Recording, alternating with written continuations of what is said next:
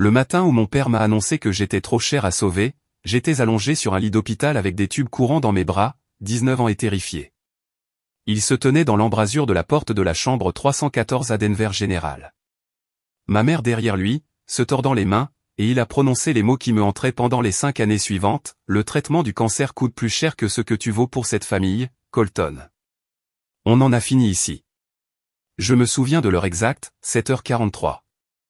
Le plateau du petit déjeuner était encore intact sur ma table de chevet, les œufs brouillés refroidissants.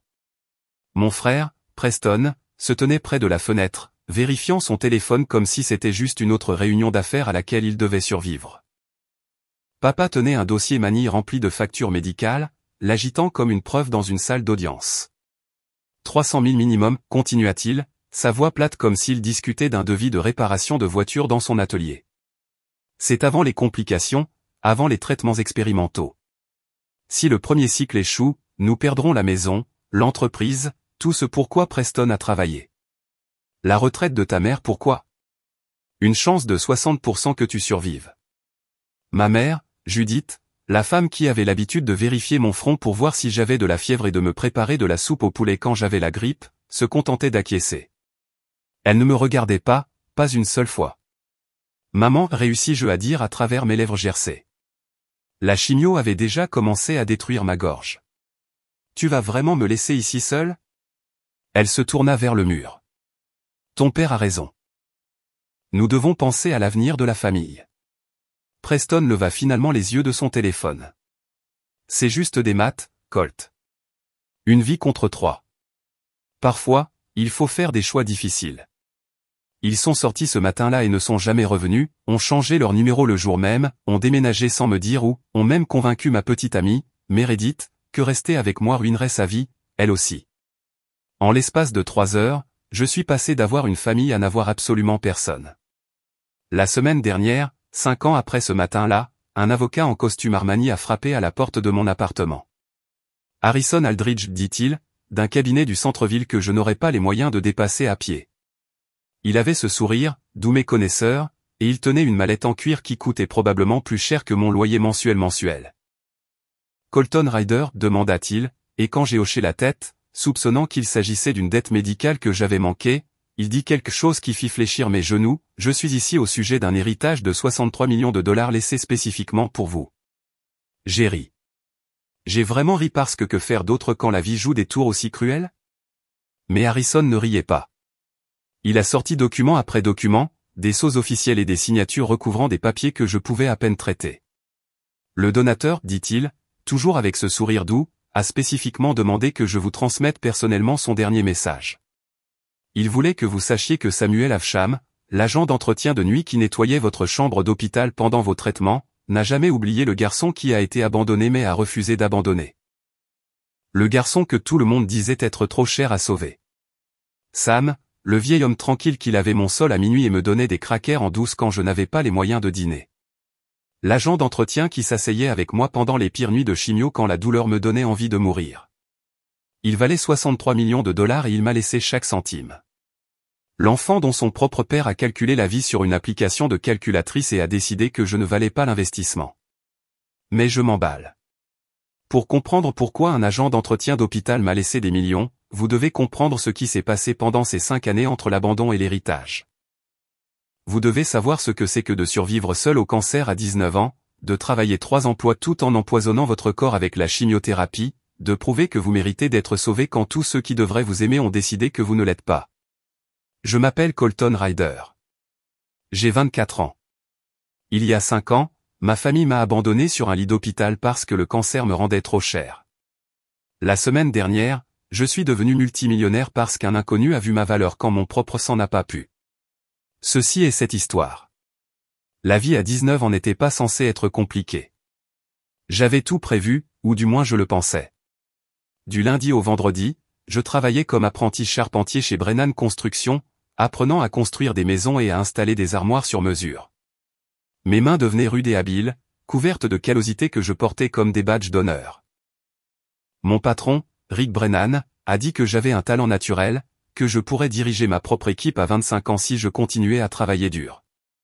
Les week-ends appartenaient à Meredith, ma petite amie depuis la 3e année du collège. Nous allions en voiture dans les montagnes dans ma Ford Ranger délabrée, trouvions des sentiers cachés et parlions de notre avenir. Elle étudiait pour devenir infirmière au collège communautaire pendant que j'économisais de l'argent pour une école de métier. Nous avions tout ce plan tracé, se marier à 23 ans, acheter une maison à rénover que je rénoverais moi-même, avoir des enfants à 27 ans. Des rêves simples, mais c'étaient les nôtres. Tous les vendredis soirs, sans faute, je me présentais chez mes parents sur Maple Street pour le dîner. La même maison de plain-pied en briques où j'avais grandi, où ma taille grimpait encore sur l'encadrement de la porte de la cuisine, et mes trophées de petite ligue prenaient la poussière dans le salon. Maman préparait son fameux pot-au-feu avec ses petites pommes de terre rouges qui s'effondraient sur votre fourchette. L'odeur vous frappait dès que vous entriez, se mélangeant au pin-sol qu'elle utilisait pour nettoyer et au WD-40 que papa ramenait de son garage. Colton est là, criait maman, même si tout le monde le savait déjà. Mon frère, Preston, arrivait 15 minutes plus tard, toujours 15 minutes, comme s'il avait calculé le temps exact qui montrait qu'il était occupé mais pas irrespectueux. Il se pavanait en portant son uniforme d'agent immobilier, un costume qui coûtait plus cher que ce que je gagnais en un mois, parlant de sa dernière commission ou d'une opération de développement qui allait le rendre riche. Petit frère joue encore avec du bois, plaisantait Preston, me décoiffant comme si j'avais encore 12 ans. Tu sais que je pourrais te trouver un vrai travail, n'est-ce pas? Porteur une cravate, gagner de l'argent. Quelqu'un doit construire les maisons que tu vends, rétorquai-je, et papa gloussait depuis son fauteuil inclinable, une bière à la main. Papa, Vernon Ryder, était un homme simple avec des doigts tachés d'huile et des opinions bien arrêtées sur le travail acharné. Il avait construit son atelier de réparation automobile à partir de rien, en commençant dans notre garage quand j'avais 5 ans et en s'étendant à un véritable atelier avec 3 bails et 2 employés au moment où j'ai atteint le lycée. Il croyait qu'il fallait gagner sa vie, payer ses dettes et ne jamais accepter de dons. La valeur d'un homme réside dans son travail, disait-il. La même phrase répétée si souvent, elle est devenue un évangile familial. Maman travaillait comme directrice de vente au détail au grand magasin Davison du centre-ville. 30 ans de présence parfaite, et pas un seul jour de maladie dont elle était fière de mentionner. Judith Ryder croyait en la sécurité avant tout, des chèques de paie stables, une bonne assurance, des fonds de retraite. Elle avait des tableurs pour les budgets familiaux remontant à 1995. Chaque dépense était suivie et classée par catégorie. Prévoyez le pire, espérez le meilleur, nous disait-elle, généralement tout en mettant à jour ses classeurs financiers à code couleur. Les maux de tête ont commencé en mars, juste au moment de mon 19e anniversaire. Juste une pression derrière mes yeux au début, le genre que vous avez en regardant des plans trop longtemps ou en respirant trop de poussière de bois. J'avalais de l'Advil comme des bonbons et je continuais à travailler. Rick m'a remarqué grimacer un jour alors que j'utilisais la scie à table. « Ça va, gamin ?» demanda-t-il, arrêtant la machine. « Juste un mal de tête » dis-je, tendant déjà la main pour redémarrer la scie. Mais ils ont empiré. Des douleurs vives et lancinantes qui me faisaient voir des étoiles, des nausées qui me frappaient de nulle part. Je devais m'asseoir au milieu du transport du bois, me serrant la tête pendant que le monde tournait. Meredith m'a supplié de consulter un médecin, mais j'avais l'obstination de mon père concernant les soins médicaux. C'est du gaspillage d'argent pour quelqu'un de me dire de me reposer et de boire de l'eau, insistais-je. Puis vint le 15 avril, le jour des impôts, ironiquement, étant donné comment cette date finirait par influencer la comptabilité de ma vie. J'installais des moulures de couronnement dans une maison sur mesure sur une échelle avec mon pistolet à clous quand le monde est devenu noir. Rick a dit que je suis tombé de 2,5 mètres tout droit comme si quelqu'un avait coupé mes cordes. Le pistolet à clous a tiré quand j'ai touché le sol, manquant ma jambe de quelques centimètres. Je me suis réveillé à l'hôpital Denver General avec le docteur Patricia Knoll debout au-dessus de moi, son visage soigneusement composé de la manière dont les médecins se perfectionnent quand ils ont de mauvaises nouvelles. Maman était assise sur la chaise à côté de moi. Papa se tenait près de la fenêtre, et Preston était appuyé contre l'encadrement de la porte comme s'il planifiait déjà sa sortie. Colton, commença le docteur Knoll, votre scanner a révélé des anomalies dans vos ganglions lymphatiques. Nous avons effectué des tests supplémentaires. Je crains que vous n'ayez un lymphome de Hodgkin de stade 2. Cancer. Le mot flottait dans l'air stérile entre nous, lourd comme du plomb. La main de maman trouva la mienne, serrant si fort que je pouvais sentir son alliance s'enfoncer dans ma paume. L'expression de papa n'a jamais changé, mais je l'ai vu sortir son téléphone, ses doigts se dirigeant déjà vers l'application de calculatrice. Les 3 premières semaines de traitement m'ont donné de l'espoir. La chimiothérapie était brutale, bien sûr, mais je pouvais y faire face. Les infirmières du Denver General me connaissaient par mon nom, m'apportaient des couvertures supplémentaires et m'apprenaient des astuces pour gérer les nausées. Je discutais en FaceTime avec Meredith entre ses cours, et elle me montrait ses notes de l'école d'infirmière, expliquant ce que chaque médicament faisait à mon corps. Maman me rendait visite tous les matins avant son quart de travail chez Davison S, apportant des muffins faits maison que je ne pouvais pas garder, mais que j'appréciais quand même. Même Preston s'est arrêté 2 fois, me tapotant maladroitement l'épaule et laissant des magazines de sport qu'il avait pris à la boutique de cadeaux de l'hôpital. Mais quelque chose changeait à la maison. Je pouvais le sentir dans la façon dont les visites de papa devenaient plus courtes, comment il passait plus de temps dans le couloir au téléphone que dans ma chambre. Les sourires de maman sont devenus forcés, ses yeux rougis, non pas à cause des pleurs à propos de mon diagnostic, mais à cause de ce qui ressemblait à des disputes. Preston a cessé de venir complètement après la 2e semaine. Puis vint le 8 mai, un mercredi matin qui commença par une activité inhabituelle. Je me suis réveillé et j'ai trouvé toute ma famille dans ma chambre d'hôpital avant 7 heures. Papa tenait un dossier manille rempli de papier. Maman se tenait derrière lui, le visage tourné vers la fenêtre. Preston était assis sur la chaise des visiteurs, faisant défiler son téléphone avec une concentration déterminée. « Il faut qu'on parle, mon fils, commença papa, et son ton était le même que celui qu'il utilisait pour licencier des employés à l'atelier. Il ouvrit le dossier, étalant des papiers sur ma table de plateau d'hôpital, des factures médicales, des relevés d'assurance, des options de plan de paiement, tout mis en évidence et annoté de son écriture précise. J'ai examiné les chiffres avec notre compagnie d'assurance et le service de facturation de l'hôpital. Votre traitement, même avec notre assurance couvrant 70%, nous coûtera environ 300 000 $. C'est si tout se passe parfaitement. Pas de complications, pas de cycles supplémentaires, pas de traitements expérimentaux. Je l'ai vu sortir son téléphone, ouvrant l'application de calculatrice dans laquelle il vivait depuis des semaines. La maison vaut 420. Nous devons 200 sur l'hypothèque. L'atelier atteint à peine le seuil de rentabilité la plupart des mois. Le compte de retraite de ta mère à 80 000. Le mariage de Preston est déjà prévu pour l'année prochaine. Les acomptes sont payés. Papa, on peut trouver une solution, dis-je, ma voix rauque à cause du tube qu'ils avaient mis dans ma gorge pendant la procédure d'hier. Je peux travailler quand j'irai mieux. Les plans de paiement existent pour une raison. Vernon secoua la tête. Tu ne comprends pas, Colton. Il ne s'agit pas seulement d'argent. Il s'agit de survie. La survie de la famille. Il posa son téléphone, me regardant directement dans les yeux pour la première fois ce matin-là. Votre taux de survie au stade 2 est de 60%.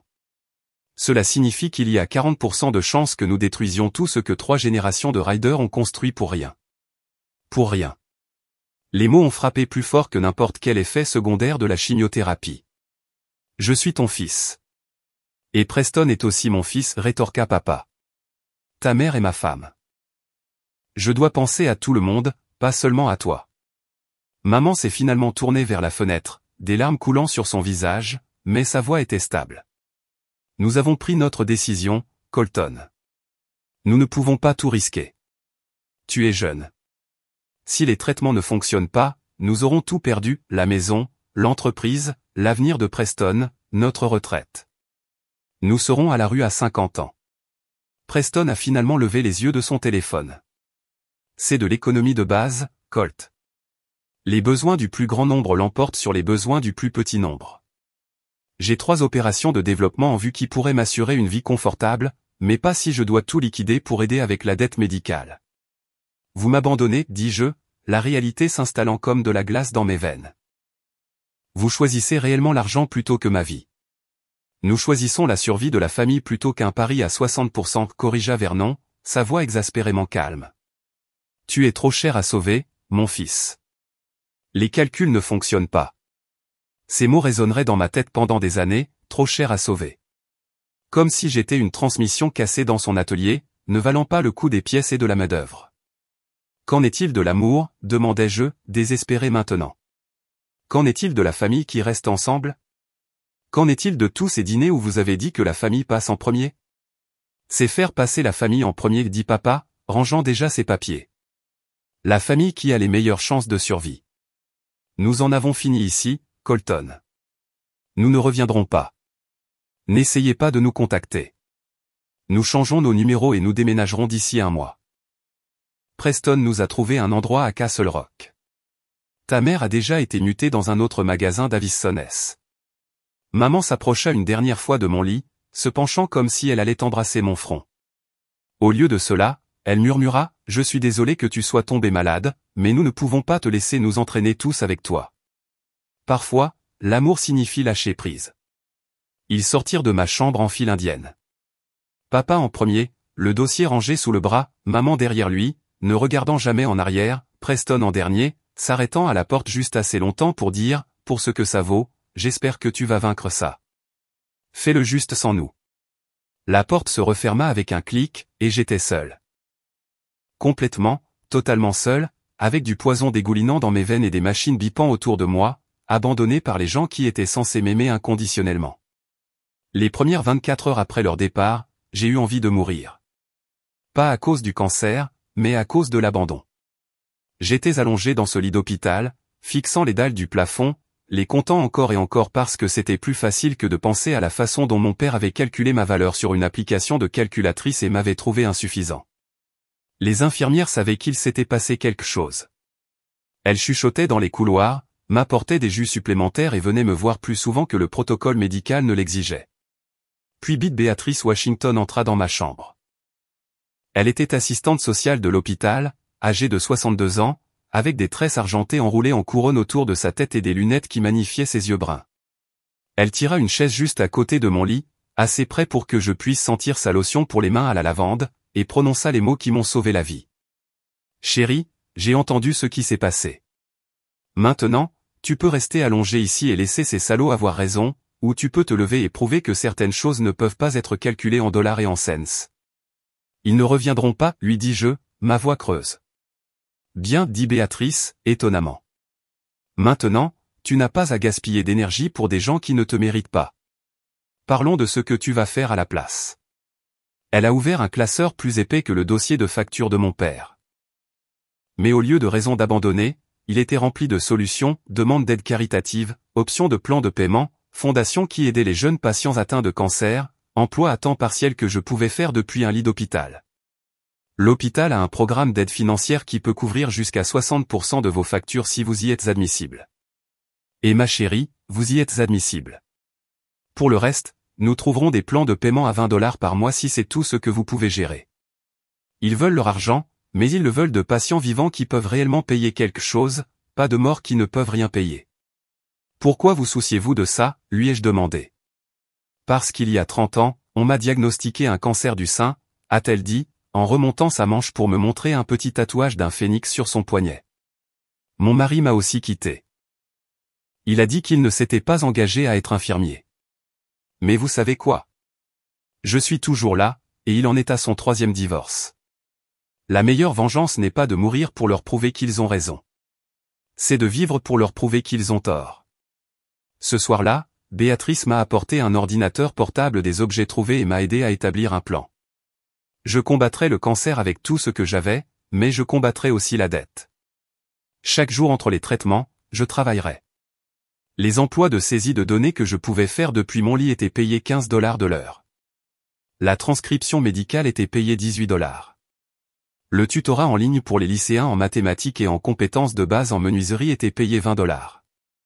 Mais d'abord, a dit Béatrice, vous avez besoin d'une raison plus grande que le dépit pour survivre. Elle avait raison. Le dépit pouvait démarrer le moteur, mais il ne pouvait pas alimenter tout le voyage.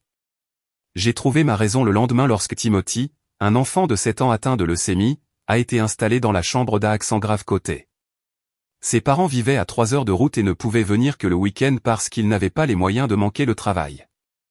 Je l'ai regardé dîner seul, coloriant des livres de super-héros tout en étant branché à un pied à perfusion. J'ai fait rouler mon pied à perfusion et je lui ai demandé s'il voulait de la compagnie. Nous avons passé 3 heures ce soir-là à construire une tour avec des gobelets à médicaments et des abaisse-langues. Quand elle est finalement tombée, son rire a rempli tout le service. C'est alors que j'ai su que je survivrais à cela pour aider les enfants comme Timothy, les enfants dont les familles ne pouvaient ou ne voulaient pas être là. La chimiothérapie a empiré avant de s'améliorer. 6 mois se sont étirés à 8, puis 10. Mes cheveux tombaient par touffes. Mon poids est passé de 180 à 115 livres. Certains jours, les nausées étaient si fortes que je ne pouvais travailler qu'1 heure avant de m'évanouir. Mais j'ai continué. Entre les traitements, je remplissais les rayons d'une épicerie ouverte 24 heures sur 24, utilisant mon pied à perfusion comme une canne de fortune. Je distribuais des journaux à 4 heures du matin parce que l'air frais du matin aidait à soulager les sueurs dues à la chimio. Je faisais de la saisie de données jusqu'à ce que mes yeux brûlaient, que mes doigts aient des crampes. Sam, l'agent d'entretien de nuit, est devenu mon compagnon silencieux. Il passait la serpillière dans ma chambre vers minuit, y consacrant toujours plus de temps, s'asseyant parfois sur la chaise des visiteurs pendant sa pause. Il parlait rarement au-delà d'un salut murmuré, mais il laissait des crackers sur ma table de chevet quand il remarquait que j'avais manqué le dîner à cause du travail. Une fois, je me suis réveillé et j'ai constaté qu'il avait réparé le chargeur de mon ordinateur portable avec du ruban électrique et un trombone. « Tu es un combattant », a-t-il dit un soir, la phrase la plus longue que j'ai entendue de lui. C'est rare de nos jours. Meredith a essayé d'appeler une fois, 3 mois après le départ de ma famille. J'ai répondu, désespéré d'avoir une connexion. Colton, ton père est venu voir mes parents. Il a dit que rester avec toi ruinerait mon avenir, que je passerais ma vingtaine à payer ta dette médicale au lieu de vivre ma vie. Il avait raison. Tu m'aimes, ai-je demandé. L'amour ne paie pas les factures, a-t-elle dit, faisant écho à la cruauté pragmatique de mon père. Je suis désolé, mais je dois penser à mon avenir. Après cet appel, j'ai collé une note sur le miroir de ma salle de bain, tu mérites d'être sauvé. Chaque matin après avoir vomi à cause de la chimiothérapie, je la lisais à voix haute. Certains jours, je n'y croyais pas. Mais je le disais quand même parce que Timothy avait besoin de quelqu'un pour construire des tours avec lui, et que Béatrice croyait en moi. Et quelque part là-bas, je devais prouver que ma valeur ne pouvait pas être calculée en dollars. 5 années se sont écoulées ainsi, 5 années de journées de travail de 16 heures, de dîner de ramen et de marche partout pour économiser de l'essence. Le cancer est entré en rémission après 14 mois de traitement. Mais la dette est restée, 200 000 $, même après l'aide caritative et les réductions négociées. J'ai emménagé dans un studio au-dessus d'un restaurant chinois où l'odeur d'huile de sésame est devenue mon eau de Cologne permanente, et les murs minces signifiaient que j'ai appris des jurons en mandarin grâce aux appels téléphoniques nocturnes de mes voisins. Mardi dernier a commencé comme tous les autres jours, tournée de distribution de journaux à 5 heures du matin, quart de travail dans un entrepôt à 8 heures du matin, boulot de livraison de nourriture à 14 heures. Vers 20 heures, je réchauffais mon dîner habituel de ramen instantané avec un œuf fêlé incorporé pour les protéines quand on a frappé à la porte. 3 coups secs, assurés et professionnels. J'ai ouvert la porte et j'ai trouvé un homme dans un costume Armani qui coûtait probablement plus cher que mon loyer annuel, des cheveux argentés parfaitement coiffés, une mallette en cuir qui brillait sous la lumière fluorescente vacillante de mon couloir, et une Rolex qui a capté la lumière quand il a tendu la main. Colton Ryder, je m'appelle Harrison Aldridge de Aldridge et Associés. Je dois discuter d'une affaire d'héritage avec vous. J'ai réellement ri, le son était amer dans le couloir étroit. À moins que mon père ne soit mort et ne m'ait laissé sa calculatrice, vous vous êtes trompé de personne. Puis-je entrer ? Je vous assure que c'est légitime et que cela vous concerne beaucoup. Quelque chose dans son ton m'a fait me tasser. Harrison est entré dans mon studio, ses chaussures coûteuses claquant sur le linoléum déformé. Il a jeté un coup d'œil à l'espace, observant mon matelas pneumatique dans le coin, la table de cartes qui servait de bureau, les 3 chemises suspendues à une corde que j'avais tendue à travers la fenêtre. Aucun jugement dans son expression, juste de l'observation. Il a posé sa mallette sur ma table de cartes et a sorti une pile de documents. Monsieur Ryder, un donateur qui souhaite rester anonyme jusqu'à ce que vous ayez tout entendu vous alléguer l'intégralité de ses biens. C'est une arnaque, ai-je dit immédiatement. Je ne connais personne qui a de l'argent. La personne la plus riche que je connaisse est mon frère, et il ne me donnerait pas $1 si je mourais de faim. Harrison a souri doucement, le genre de sourire qui suggérait qu'il en savait plus qu'il n'en disait. Les biens sont évalués à 63 millions de $. Mes jambes ont cédé. Je me suis effondré sur ma chaise pliante, le métal craquant sous le poids soudain. 63 millions ? C'est impossible. Qui me laisserait quoi que ce soit, et encore moins autant ? Avant de révéler l'identité du donateur, il voulait que je partage son histoire.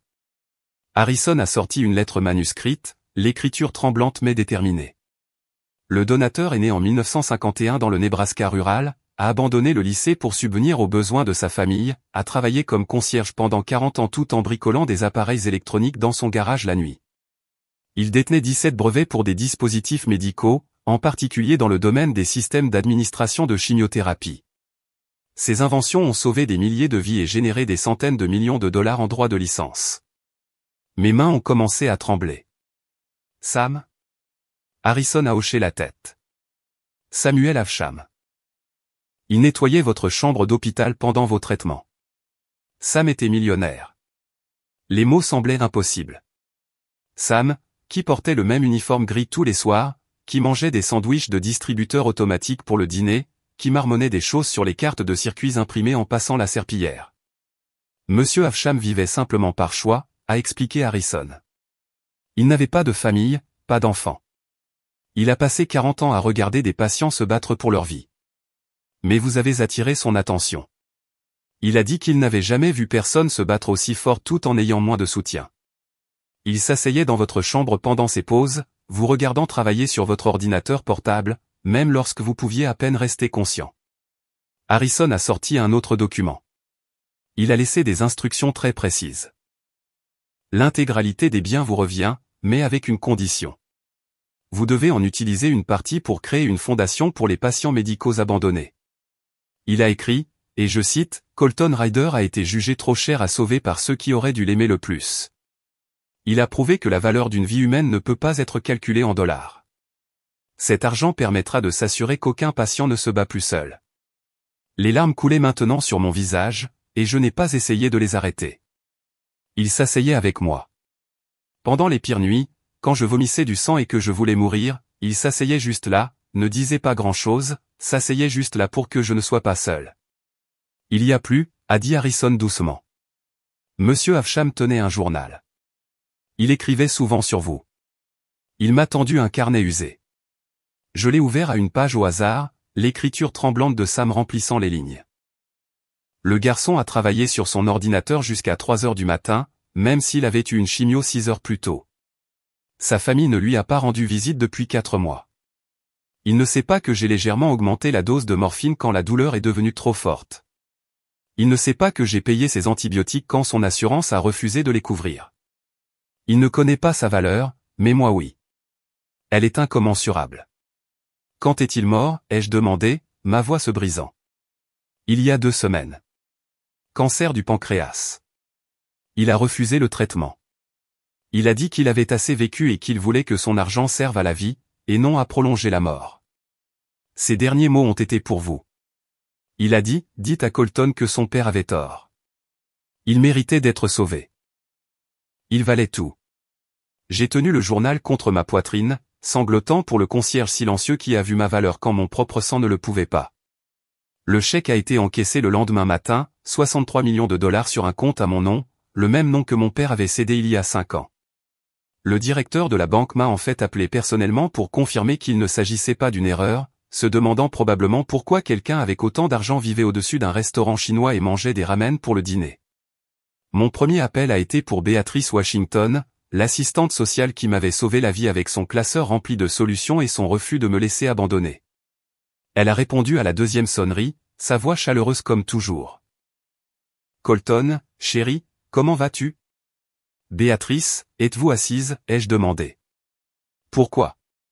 Qu'est-ce qui ne va pas? Rien ne va mal. J'ai besoin que vous fassiez une liste de tous les patients de votre programme d'aide caritative qui ont des problèmes de dette médicale. Absolument tous. Cela représente plus de 200 personnes. Colton, qu'est-ce que tu prévois? Je vais tout rembourser. Chaque centime de dette médicale pour chacun d'eux. Le silence s'est prolongé si longtemps que j'ai cru que nous avions été déconnectés. Puis je l'ai entendu pleurer. Colton, qu'est-ce qui s'est passé? Avez-vous cambriolé une banque? Non, mais un concierge nommé Sam Havsham m'a laissé tous ses biens parce qu'il croyait que je méritais d'être sauvé alors que ma famille ne le pensait pas. Maintenant, je vais m'assurer que tout le monde sait qu'il mérite d'être sauvé aussi. En 1 semaine, j'ai créé la fondation Havsham pour les patients médicaux abandonnés. La paperasserie était accablante, mais j'ai embauché le cabinet d'Harrison Aldridge pour s'en occuper. La fondation fournirait une aide financière, un soutien émotionnel et des ressources pratiques aux patients dont les familles les avaient abandonnés en raison des coûts médicaux. Plus personne ne mangerait seul des dîners de distributeurs automatiques le jour de Thanksgiving. Plus personne n'aurait à choisir entre la chimiothérapie et la conservation de son appartement. Puis est venu l'appel téléphonique que j'attendais. Mon frère, Preston, a appelé à partir d'un numéro que je ne reconnaissais pas. Colton, c'est moi. Ne raccroche pas, je suis resté silencieux, le laissant remplir le vide. Nous avons entendu parler de votre héritage. Papa veut vous parler. Maman a pleuré toute la matinée. Nous avons fait une erreur. D'accord. Nous avions peur. Vous devez comprendre. 300 000 $, c'était tout ce que nous avions. Où avez-vous entendu parler de ça? Ai-je demandé, sincèrement curieux car je n'avais encore rien annoncé publiquement. C'est partout dans les nouvelles financières de Denver. Un héritage de 63 millions de dollars transféré à un survivant du cancer de 24 ans. Un journaliste a fait le lien avec vous. Papa l'a vu à l'atelier ce matin. Et maintenant, il veut se réconcilier. Nous sommes une famille, Colton. La famille pardonne. Vous ne pouvez pas nous tenir rigueur d'une seule erreur pour toujours. La voix de Vernon s'est fait entendre ensuite. Il a dû prendre le téléphone. Fils, nous avons fait ce que nous pensions être le mieux pour la famille. Nous essayons de protéger l'avenir de chacun. Non, papa. Vous protégiez vos biens. Il y a une différence. Ne soyez pas têtu, Colton. Vous avez plus d'argent que vous ne pourriez en dépenser en 10 vies. Votre mère n'est plus la même depuis que nous sommes partis. Elle a besoin de vous voir. Nous sommes toujours de votre sang. Samuel Avsham était ma famille, ai-je dit calmement. Béatrice Washington était ma famille. Les infirmières qui m'ont tenu la main pendant la chimiothérapie étaient ma famille. Timothy, l'enfant de 7 ans atteint de leucémie qui dînait avec moi quand ses parents ne pouvaient pas venir, il était ma famille. La famille ne calcule pas votre valeur sur une feuille de calcul. La famille ne vous abandonne pas parce que vous êtes coûteux. La famille voit votre valeur quand vous ne valez rien sur papier. Alors, c'est ça. Vous allez nous punir pour toujours? Gardez tout cet argent pour vous comme une sorte de vengeance. Je ne le garde pas, papa. Je le donne à des inconnus qui en ont plus besoin que vous. La Fondation Avsham aidera des milliers de personnes dont les familles les ont abandonnés, des personnes comme moi qui ont été jugées trop chères à sauver. Vous faites une erreur, a-t-il dit, sa voix dure maintenant, le masque tombant. Nous sommes votre vraie famille. Non, vous êtes mes parents par le sang. Vous m'avez appris la différence. Sam Avsham, un concierge qui gagnait 17 $ de l'heure, s'est assis avec moi pendant les pires nuits de ma vie. Vous n'avez pas pris la peine de me rendre visite après avoir calculé que je ne valais pas l'investissement. Qui, selon vous, a mérité le droit d'être appelé famille? J'ai raccroché et bloqué le numéro. Aujourd'hui, la Fondation Avsham a aidé plus de 400 patients abandonnés. Nous avons remboursé 12 millions de dollars de dettes médicales, fourni un logement aux patients en cours de traitement et créé un réseau de soutien qui garantit que personne ne se bat seul. Je garde le badge de concierge de Sam sur mon bureau à côté de son journal et d'une photo de nous deux qu'une infirmière a prise un soir quand elle l'a surpris en train de m'apprendre à réparer le chargeur cassé de mon ordinateur portable. Le cancer m'a enseigné la mortalité, m'a montré à quel point la vie pouvait être fragile. Mais l'abandon de ma famille m'a appris quelque chose de plus important, que l'amour ne se mesure pas en dollars, que la famille ne se définit pas par le sang, et que parfois les anges les plus silencieux sont ceux qui passent la serpillière dans les couloirs des hôpitaux à minuit, portant des millions dans leur cœur tout en poussant des serpillières avec des mains qui valent plus que de l'or. Si vous avez trouvé de la valeur dans cette histoire, veuillez la partager avec quelqu'un qui a besoin d'entendre qu'il mérite d'être sauvé. Laissez un commentaire ci-dessous sur les anges inattendus dans votre propre vie. Et n'oubliez pas de vous abonner à cette chaîne pour plus d'histoires qui nous rappellent à tous notre valeur incommensurable.